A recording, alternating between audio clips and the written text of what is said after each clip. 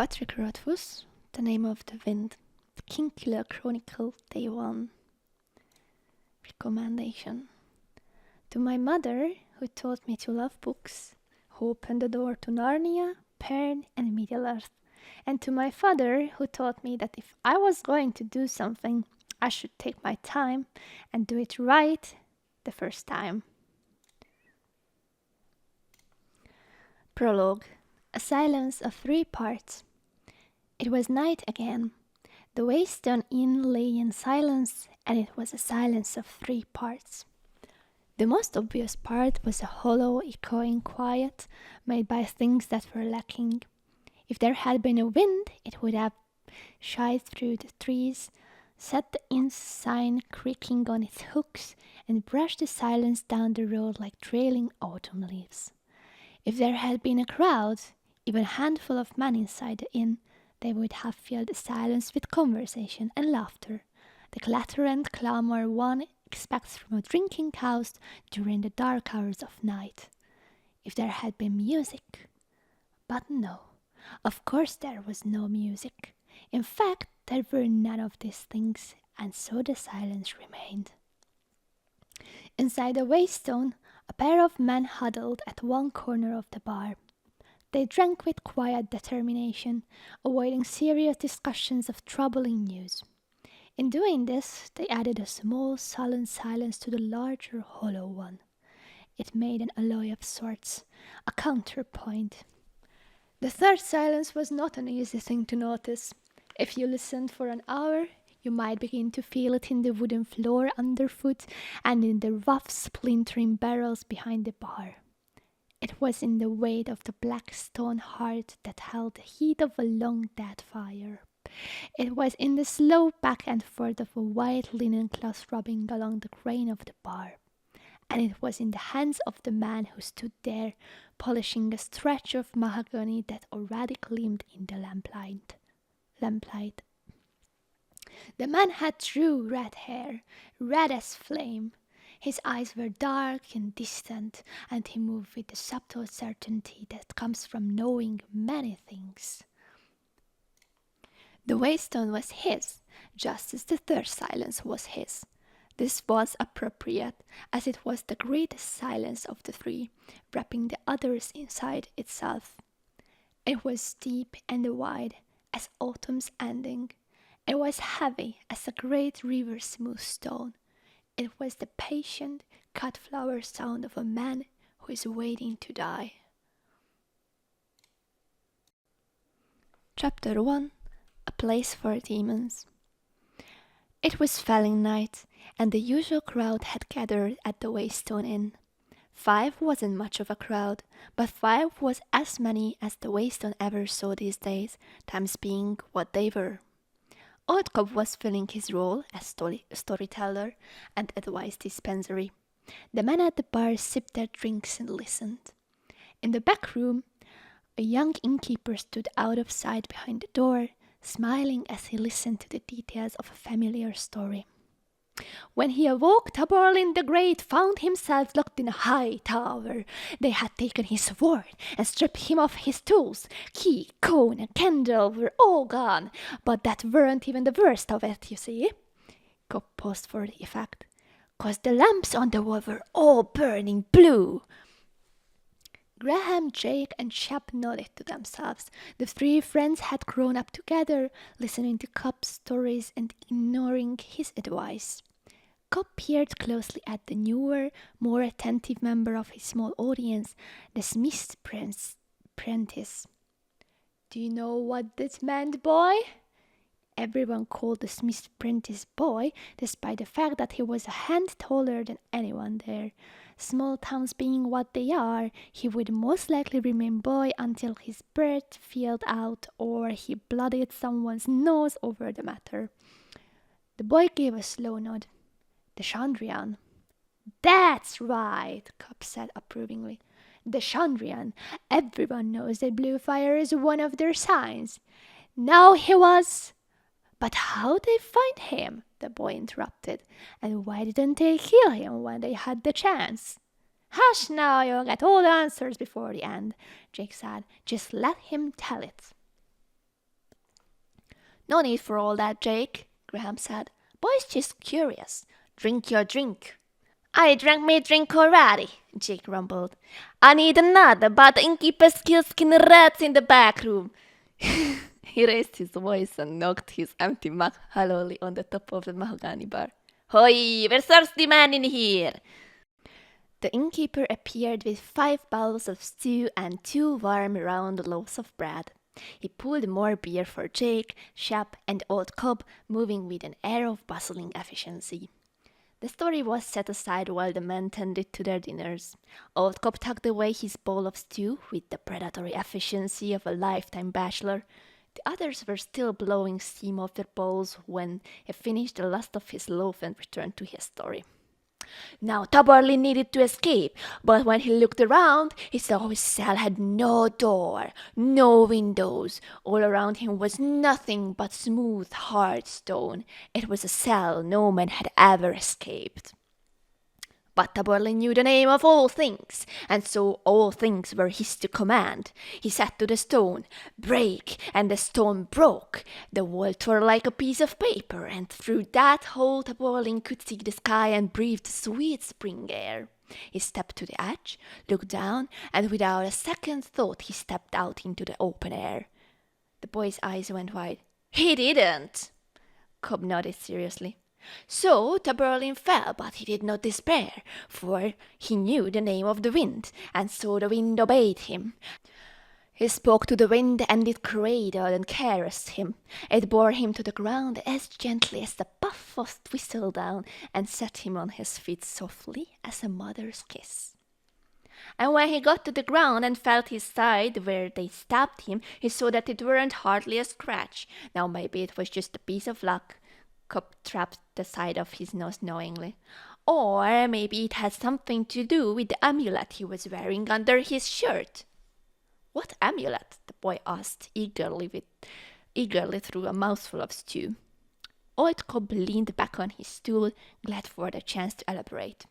A few days earlier, Taberlin had met a tinker on the road, and even though Taberlin didn't have much to eat, he shared his dinner with the old man. Right, sensible thing to do, Graham said quietly to the boy. Everyone knows a tinker pays for kindness twice. No, Jake grumbled. Get it right, a tinker's advice pays kindness twice. The innkeeper spoke up for the first time that night. Actually, you're missing more than half, he said, standing in the doorway behind the bar.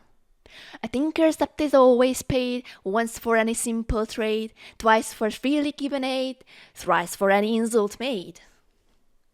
The man at the bar seemed almost surprised to see Coat standing there. They'd been coming to the Waystone every falling night for months, and Coat had never interjected anything of his own before.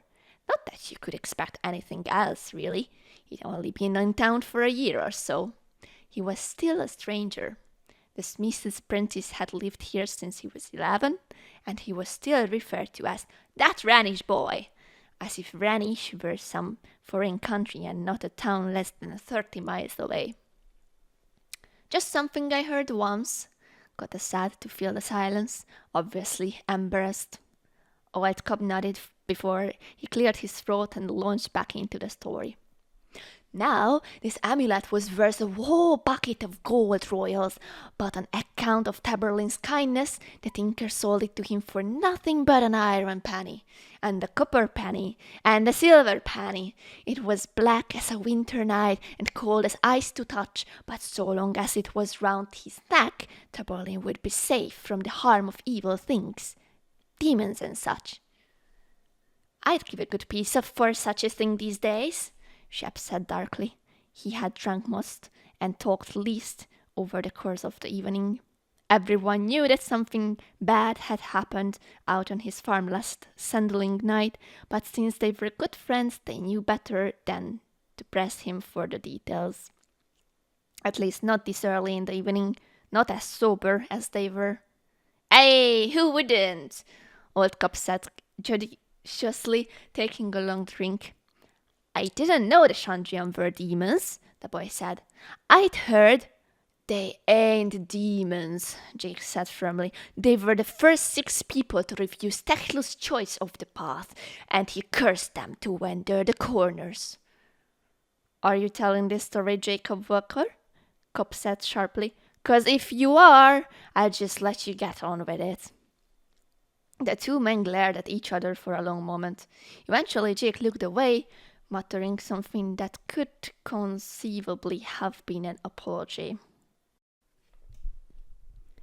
Cobb turned back to the boy. That's the mystery of the Chandrian, he explained. Where do they come from?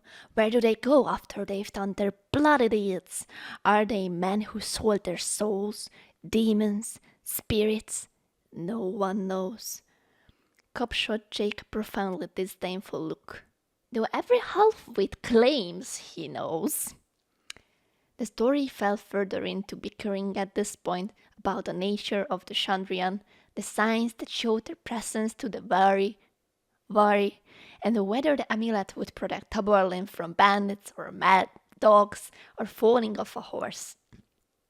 Things were getting heated when the front door banged open. Jake looked over. It's about time you got in, Carter. Tell this damn fool the difference between a demon and a dog. Everybody Jake stopped mid-sentence and rushed into the door. God's body, what happened to you? Carter stepped into the light, his face pale and smeared with blood. He clutched an old saddle blanket to his chest.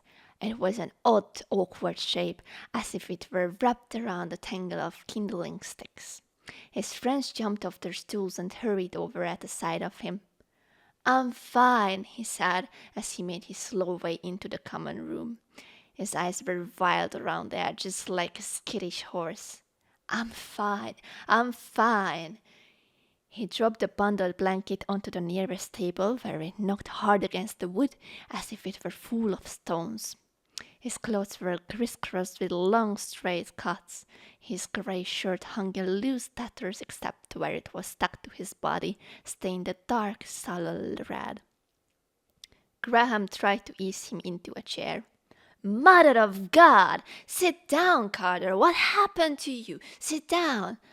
Carter shook his head stubbornly. I told you I'm fine. I'm not hurt that bad. How many were there? Graham said. 1, Carter said. But it's not what you think. God damn it! I told you, Carter!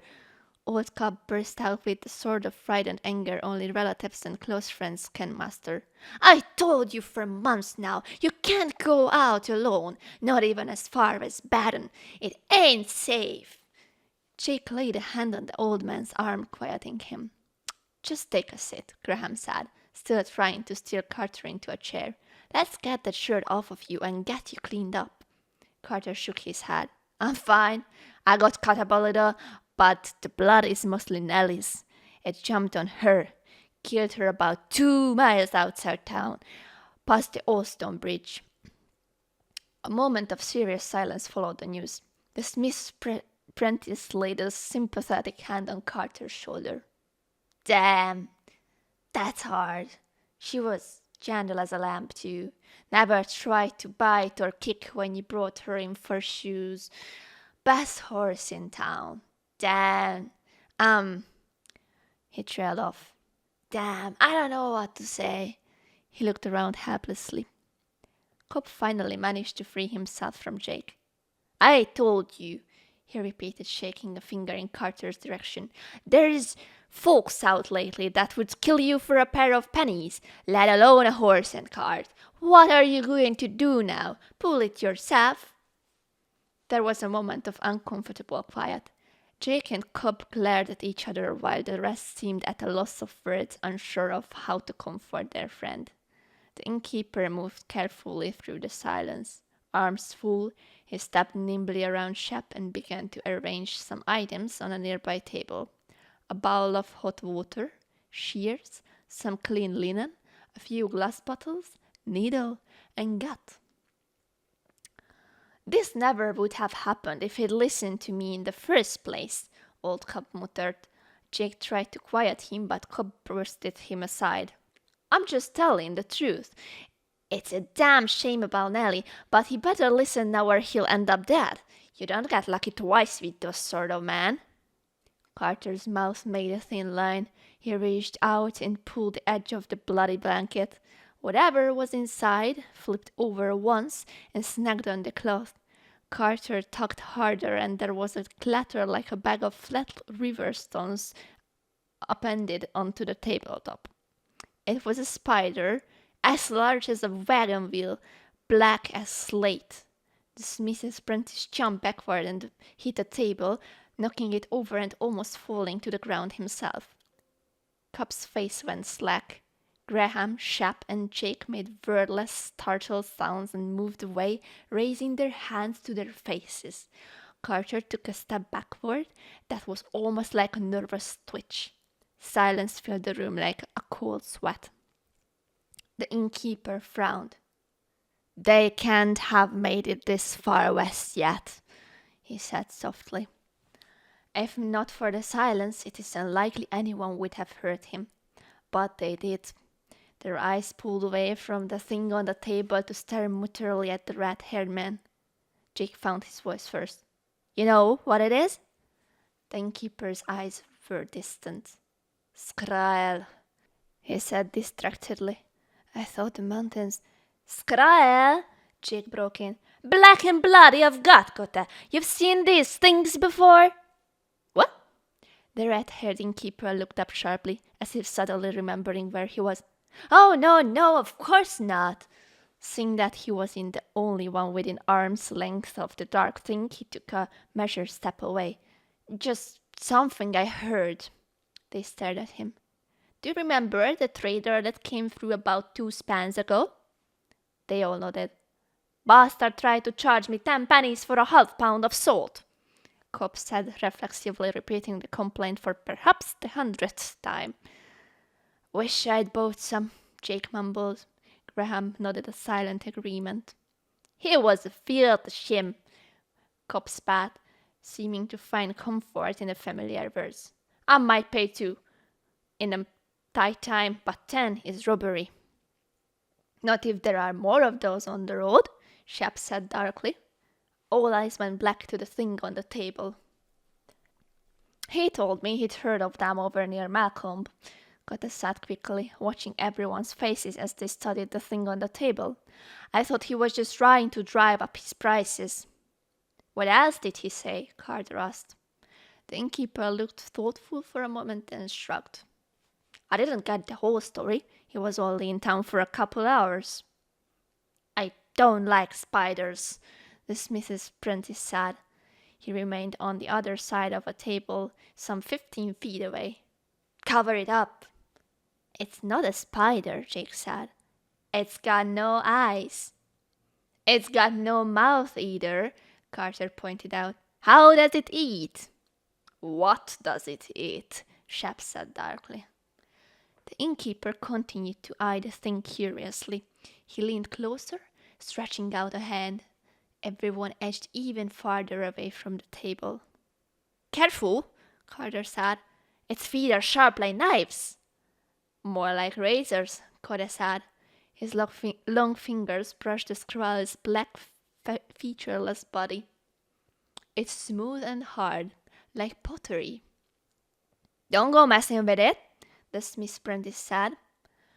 Moving carefully, the innkeeper took one of the long, smooth legs and tried to break it with both hands like a stick. "Not pottery," he amended. He set it against the edge of the table and leaned his weight against it. It broke with a sharp crack. "More like stone." He looked up at Carter. "How did it get all these cracks?" He pointed at the thin fractures that grazed the smooth black surface of the body. "Nelly fell on it," Carter said. "It jumped out of a tree and started to climb all over her, cutting her up with its feet. It moved so fast I didn't even know what was going on." Carter finally sank into the chair at Graham's urging. "She got tangled in her harness and fell on it, broke some of his legs. Then it came after me, got on me, crawling all over." He crossed his arms in front of his body, chest, and shuddered. I managed to get it off of me and stomped it hard as I could. Then it got on me again. He trailed off his face again. The innkeeper nodded to himself as he continued to prod the thing. There's no blood, no organs, it's just grey inside. He spoke it with a finger. Like a mushroom. Great, Tacklu, just leave it alone. The Smith Prentice begged. Sometimes spiders twitch after you kill them. Listen to yourself, Cobb said scathingly. Spiders don't get big as pigs. You know what this is. He looked around, making eye contact with each of them. It's a demon. Dave looked at the broken thing. Oh, come on now, Jake said, disagreeing mostly out of habit. It's not like... He made an inarticulate gesture. It can just... Everyone knew what he was thinking. Certainly there were demons in the world, but they were like Tacklu's angels. They were like heroes and kings. They belonged in stories. They belonged out there. Taborlini the Great called a fire and lightning to destroy them. Tacklu broke them in his hands and sent them howling into the nameless void. Your childhood friend didn't stomp one to death on the road to bed and bird. It was ridiculous. Cotter ran his hands through his red hair, then broke the silence. There's only one way to tell for sure, he said, reaching into his pocket. Iron or fire.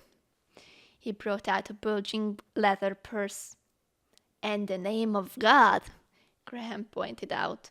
Demons fear these three things: cold iron, clean fire, and the holy name of God. The innkeeper's mouth pressed itself into a straight line that was not quite a frown. Of course, he said as he emptied his purse onto the table, then fingered through the jumbled coins. Heavy silver talents and thin silver bits, copper jots, broken halfpennies, and iron drabs. Does anyone have a shim? Just use a drab, Jake said. That's good iron. I don't want good iron, the innkeeper said. A drab has too much carbon in it. It's almost steel. He's right, the Smith's Prentice said. Except it's not carbon. You use coke to make steel. Coke and lime. The innkeeper nodded deferentially to the boy. You'd know best, young master. It's your business after all. His long fingers finally found a shim in the pile of coins. He held it up. Here we are. What will it do? Jake asked. Iron kills demons. Cobb's voice was uncertain. But this one's already dead. It might not do anything. One way to find out. The innkeeper met each of their eyes briefly, as if measuring them. Then he turned purposefully back to the table, and they edged farther away. Cotter pressed the iron shim to the black side of the creature, and there was a short, sharp, crackling sound like a pine log snapping in a hot fire. Everyone startled, then relaxed when the black thing remained motionless. Cobb and the others exchanged shaky smiles, like boys spooked by a ghost story. Their smiles went sour as the room filled with the sweet, acrid smell of rotting flowers and burning hair. The innkeeper pressed the shim onto the table with a sharp click. Well, he said, brushing his hands against his apron, I guess that settles that. What do we do now? Hours later, the innkeeper stood in the doorway of the waystone and let his eyes relax to the darkness. Footprints of lamplight from the inn's windows fell across the dirt road and the doors of the smithy across the way. It was not a large road or well-traveled. It didn't seem to lead anywhere, as some roads do. The innkeeper drew a deep breath of autumn air and looked around restlessly, as if waiting for something to happen. He called himself Cotter. He had chosen the name carefully when he came to this place. He had taken a new name for most of the usual reasons, and for a few unusual ones as well, not the least of which was the fact that names were important to him. Looking up, he saw 1,000 stars glittering in the deep velvet of a night with no moon. He knew them all, their stories and their names. He knew them in a familiar way, the way he knew his own hands. Looking down, Cotta shied without knowing it and went back inside. He locked the door and shuttered the wide windows of the inn, as if to distance himself from the stars and all their worried names.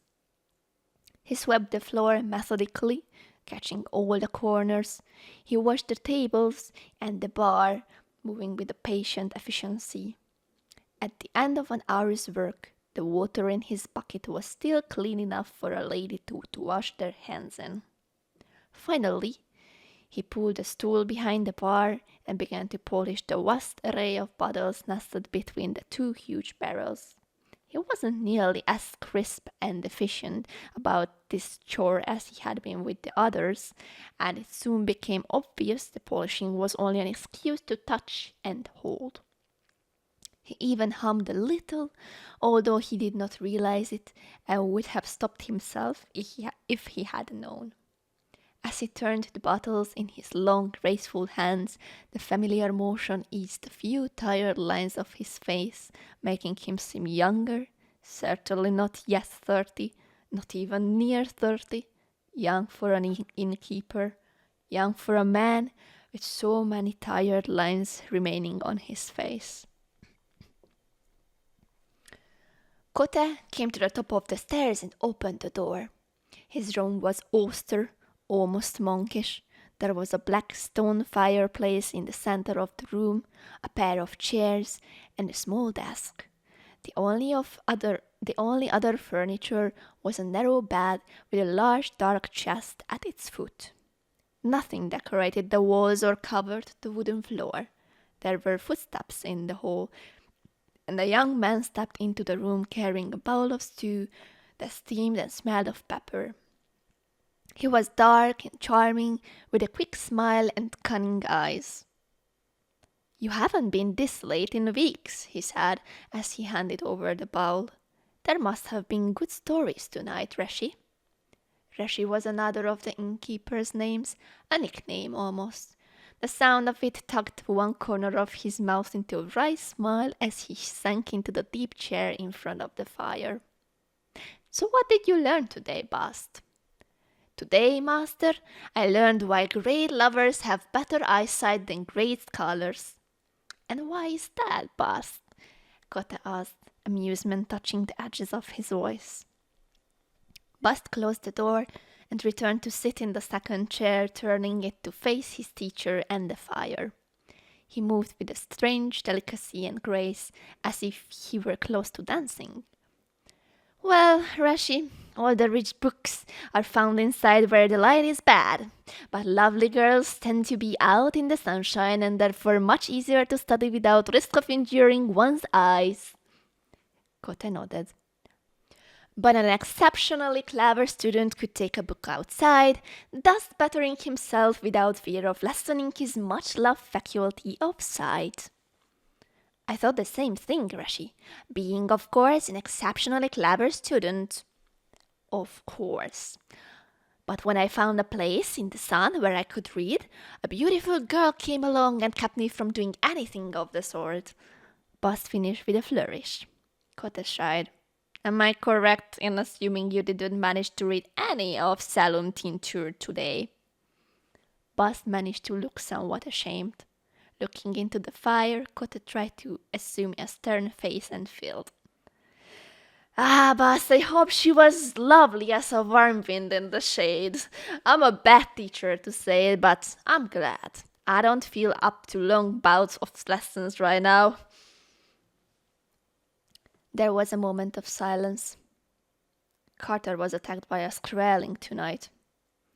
Bast's easy smile fell away like a cracked mask, leaving his face stricken and pale. "This squall," He came halfway to his feet as if he would bolt from the room, then gave an embarrassed frown and forced himself back down into his chair. How do you know? Who found his body? He's still alive.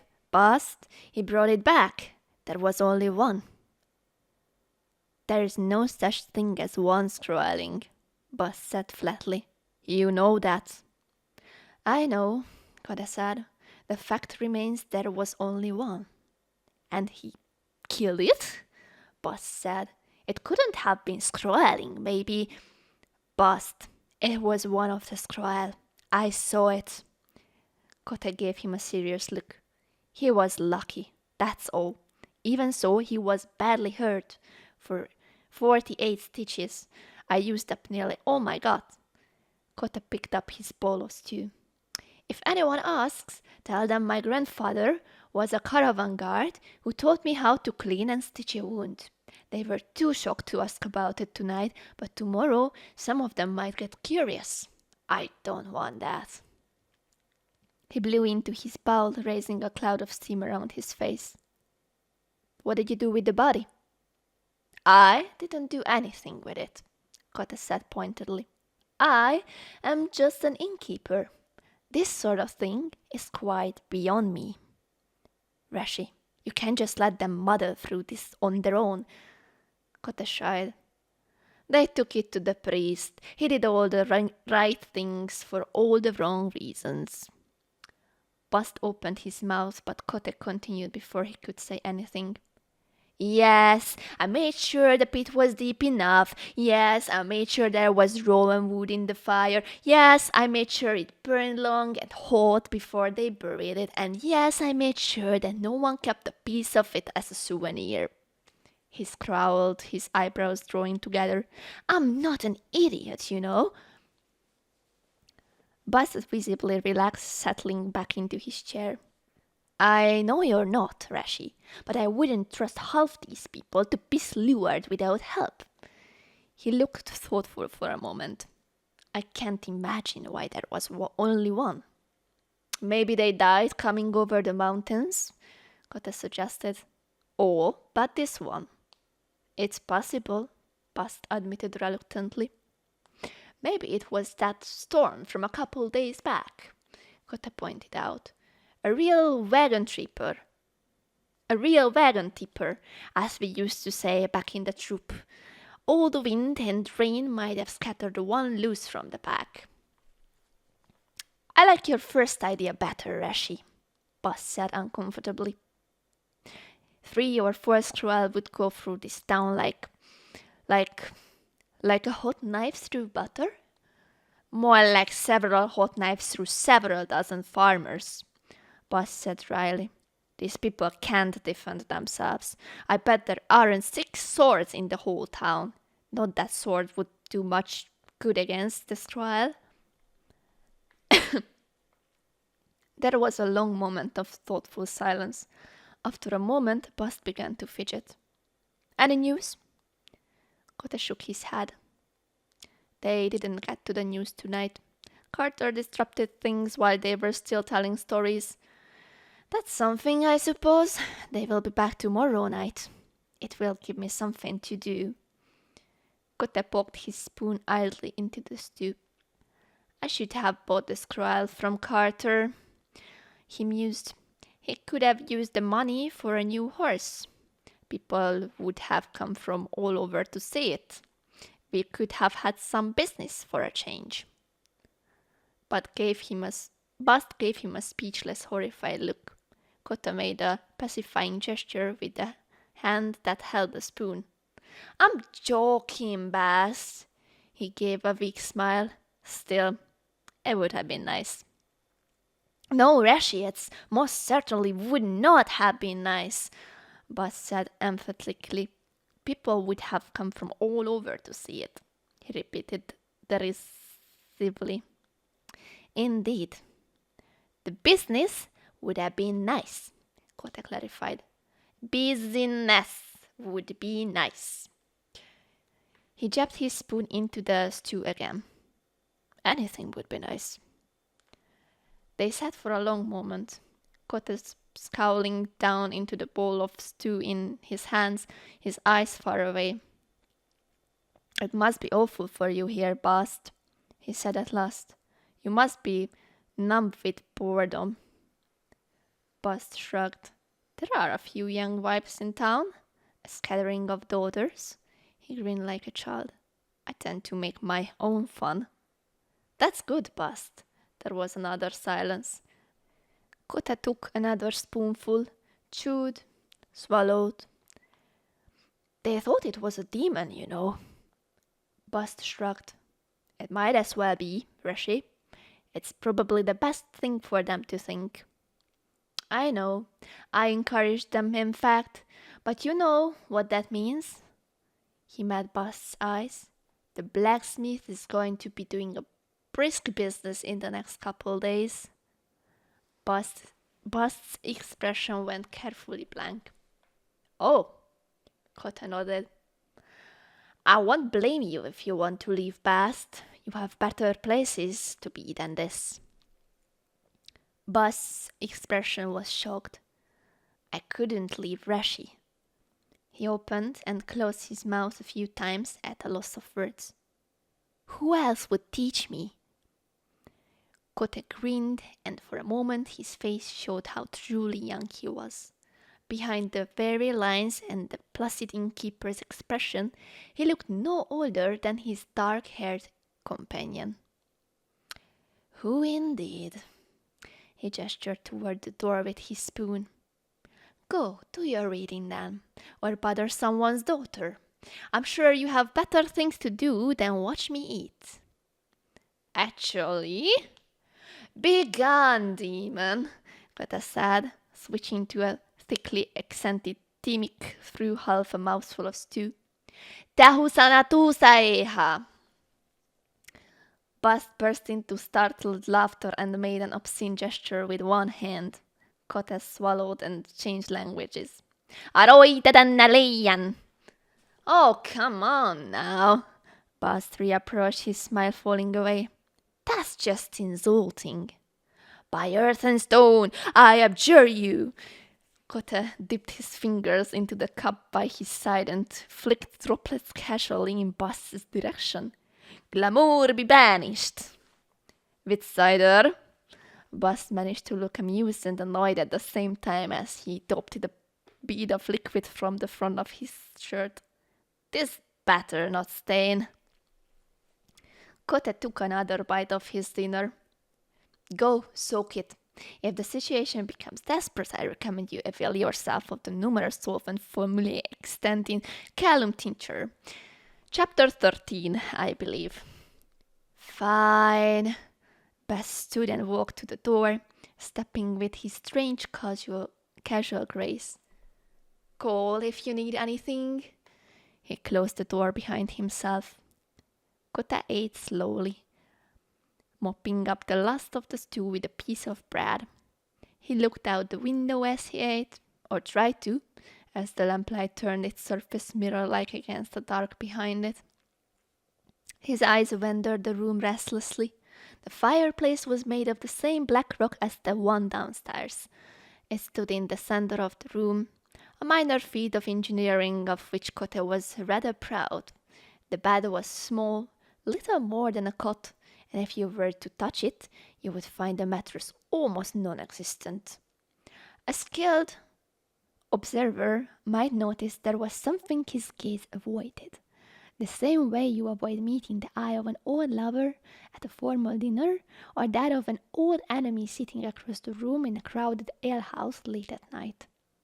Kote tried to relax, failed, fidgeted, shied, shifted in his seat, and without willing it, his eyes fell on the chest at the foot of the bed.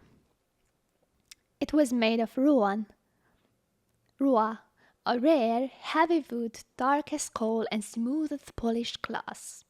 Prized by perfumers and alchemists, a piece the size of your thumb was easily worth gold. To have a chest made of it went far beyond extravagance.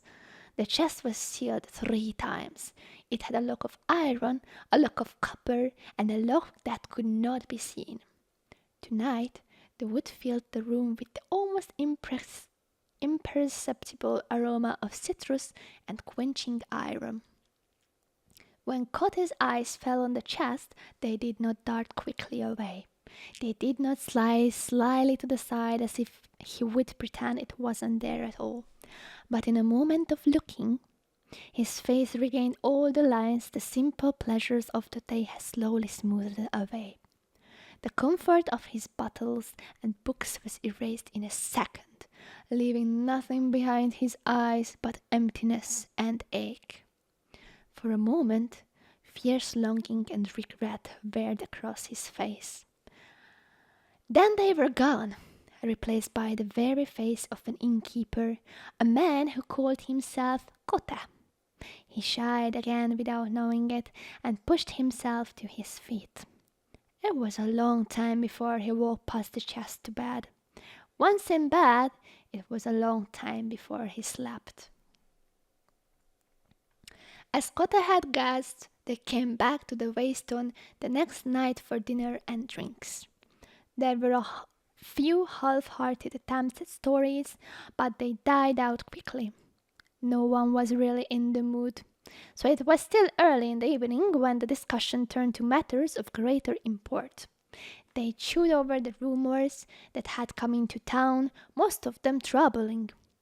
The penitent king was having a difficult time with the rebels in the Razawek. This caused some concern, but only in a general way. Razawek was a long way off, and even Cobb, the most worldly of them, would be hard-pressed to find it on a map. They discussed the war in their own terms. Cobb predicted a third Louis tax after the harvests were in. No one argued, though there hadn't been a free bleeder year in living memory. Jake guessed the harvest would be good enough so the third Louis wouldn't break most families, except the Bentleys, who were on hard times anyway, and the Orisons, whose sheep kept disappearing, and Crazy Martin, who had planted all barley this year. Every farmer with half a brain had planted beans. That was one good thing about all the fighting. Soldiers ate beans, and prices would be high. After a few more drinks, deeper concerns were voiced. Deserter soldiers and other opportunists were thick on the roads, making even short trips risky. The roads were always bad, of course, in the same way that winter was always cold. You complained, you took sensible precautions, and got on with the business of living your life. But this was different. Over the last 2 months, the road had become so bad that people had stopped complaining. The last caravan had 2 wagons and 4 guards. The merchant had been asking 10 pennies for half of a pound of salt, 15 for a loaf of sugar. He didn't have any pepper or cinnamon or chocolate. He did have 1 small sack of coffee, but wanted 2 silver talents for that. At first, people had laughed at his prices. Then when he held firm, folk had spat and cursed at him. That had been 2 spans ago, 22 days. There had not been another serious trader since, even though this was the season for it.